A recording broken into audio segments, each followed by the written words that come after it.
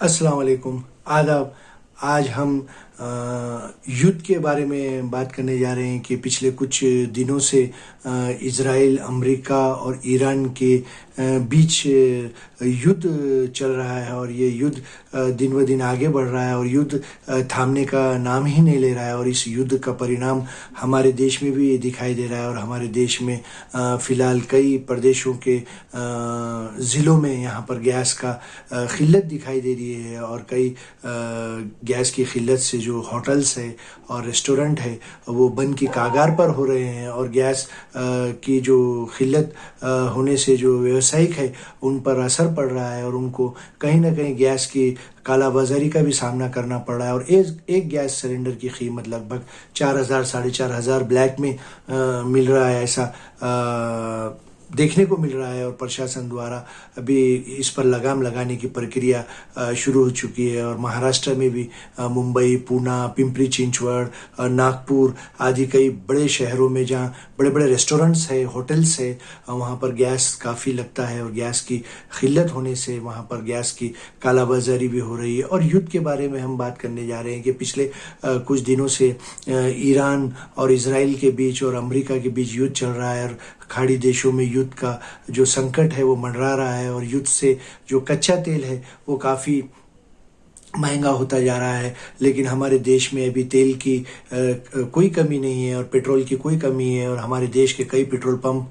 सुचारू तौर पर चल रहे हैं और आम जनता को पेट्रोल वैसे ही मिल रहा है। लेकिन आने वाले दिनों में क्या युद्ध का परिणाम पेट्रोल और गैस पर ज़्यादा होगा, ये भी देखने लायक होगा। और हमारे देश के प्रधानमंत्री नरेंद्र मोदी पूरी तरह कोशिश कर रहे हैं और बाहर के देशों से उन्होंने कई जो लोग घूमने गए थे, खासकर दुबई, अबू धाबी, क़तर, ओमान और बहरीन में कई फंसे लोगों को उन्होंने लाने का काम किया है। और हमारे देश के प्रधानमंत्री नरेंद्र मोदी की हम इस बात की प्रशंसा करनी होगी कि जब भी कोई युद्ध होता है, वो चाहे हमारे वहाँ पर स्टूडेंट्स हो या कोई घूमने गए हुए हों, उनको वो सुरक्षित यहाँ पर लाते हैं। क्योंकि इससे पहले भी हमने देखा है कि यूक्रेन का और रूस का युद्ध हुआ तो हमारे कई विद्यार्थी वहाँ पर फंस गए थे जो पढ़ने के लिए जाते हैं विदेशों में, हमारे भारत के, हमारे देश के। तो उनको सुरक्षित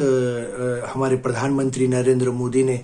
लाया है और इस बार युद्ध काफ़ी लंबा चलता दिखाई दे रहा है। लेकिन कोई भी युद्ध किसी भी देश के लिए ये सही नहीं होता है और इसमें काफ़ी नुकसान होता है और बेगुनाह लोग इसमें मरते हैं। और ईरान में भी लगभग 1,500 लोग यहाँ पर मरने की जानकारी आ रही है और इजराइल में भी 10 से 15 लोगों की मरने की जानकारी आ रही है और अमेरिका के भी 6 सैनिक मारे गए हैं इस युद्ध में। और युद्ध किसी भी देश के लिए सही नहीं होता है और युद्ध तो युद्ध होता है और युद्ध की स्थिति जल्द से जल्द ख़त्म होना चाहिए। पूरे विश्व के लिए ये ज़रूरी है और विश्व के सभी देशों ने मिलकर इस युद्ध को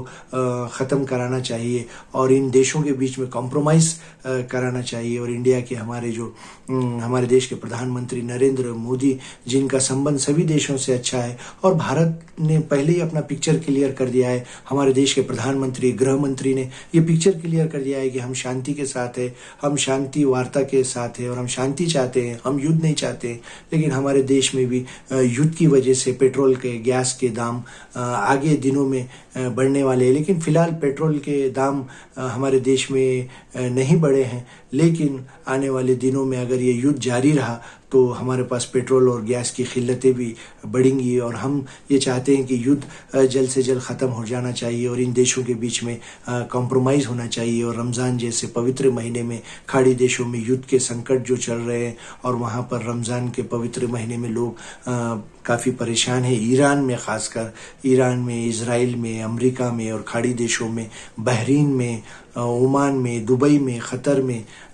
युद्ध से लोग परेशान हैं। और युद्ध की वजह से जहाँ डेवलपमेंट होता है, विकास होता है, वो काफ़ी साल पीछे चले जाता है वो देश और वहाँ पर डेवलपमेंट रुक जाता है। हम ख़ास इस बात करना चाह रहे हैं कि दुबई काफ़ी आगे बढ़ गया है और बहरीन, दुबई और जो खाड़ी देश है, जो मुस्लिम देश है, वो काफ़ी उनमें सऊदी अरब है। लेकिन एक बात अच्छी है यहाँ पर कि मक्का मदीना में